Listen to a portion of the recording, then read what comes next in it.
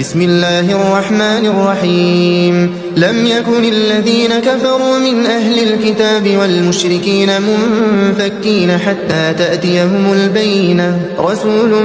من الله يتلو صحفا مطهرة فيها كتب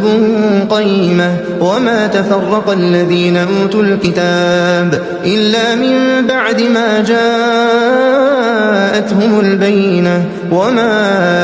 أمروا إلا ليعبدوا الله مخلصين له الدين حنفاء ويقيموا الصلاة ويؤتوا الزكاة وذلك دين القيمة إن الذين كفروا من أهل الكتاب والمشركين في نار جهنم خالدين فيها أولئك هم شر البرية إن الذين آمنوا وعملوا الصالحات أولئك هم خير البرية جزاؤهم عند ربهم جنات عدن تجري من تحتها الأنهار خالدين فيها